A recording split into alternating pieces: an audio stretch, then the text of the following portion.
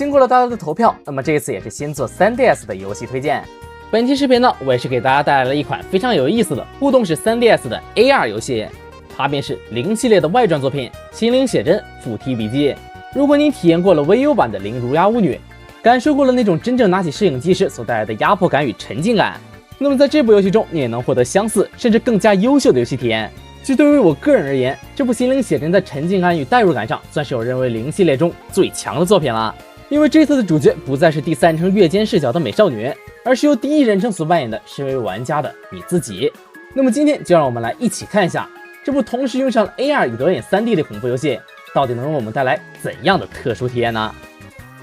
首先我们要来看一下游玩这款游戏所需要准备的东西。没错，想要游玩这款心灵写真，但就只有一个 3DS 是不够的。游戏的故事围绕着一本名为《子之笔记》的笔记本展开，所以想要进行游戏，我们就需要真正上手一部这本《子之笔记》。而在正常情况下，这本互动书是随着游戏实体一同出售的。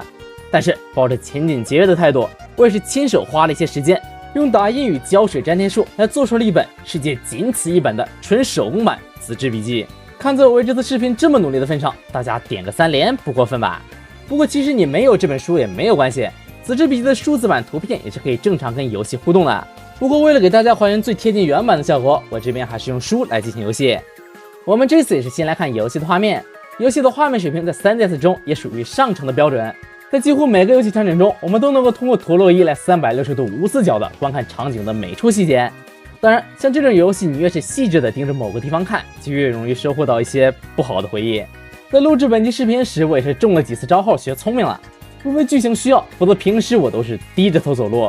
不仅是游戏内的场景，游戏的人物建模也相当耐看。在本作中，虽然你不是美少女了，但是也依旧有着美少女相伴，而平时她也一般就在你的身边，只需要拿着 3DS 转个身就能看到这个身着白衣的长发少女。而游戏最重要的子之笔记也是一个相当亮眼的设计。当我们用 3DS 的外置摄像头对准这个笔记本对应的画面，便能够看到画面中发生的事情，让这个画面活起来，从而斩获新的线索，或者在这里进行一波小游戏。虽然与通常的 AR 卡片的体验差别不大，但是游戏与笔记本严丝合缝的演出，以及举着 3DS 当摄影机的感觉，都让玩家相当的有沉浸感。如果你不晕 3D， 那么开启裸眼 3D 会让游戏的体验变得更加舒适。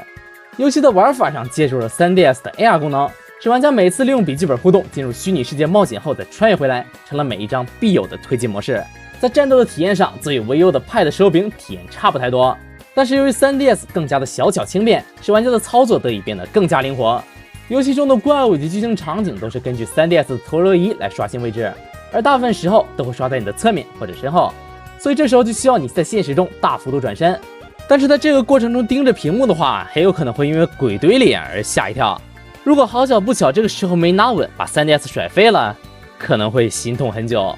不过总的来说，在运用了 AR 的玩法与裸眼 3D 后的观感确实是没得说，但是可能是为了保持玩家的新鲜感，游戏的流程是真的算不上长，包含封面尾页一共17页的笔记与外传性质不带零标题的游戏名，也是从侧面说明了本作短小精悍的内容体量。总的来说，这部心灵写真完完全全对得起零的名号，虽然在流程长度上有些遗憾，但是游戏依旧用虚实结合的玩法与优秀的剧本，为喜欢日式恐怖游戏的玩家带来了相当不错的游戏体验。如果大家想玩但是找不到子之笔记的内容页，我也是会把内容发在动态中，喜欢的话也是可以跟我一样是手工制作一本，来获得更贴近官方的游玩体验。这边游戏的 CIA 我也只会发在1群，感兴趣的话可以去下载哦。好的，那么以上便是本期视频的全部内容了。想看更多掌机游戏推荐的话，就点个关注或者3连支持一下。我是3位，我们下期视频再见，拜拜。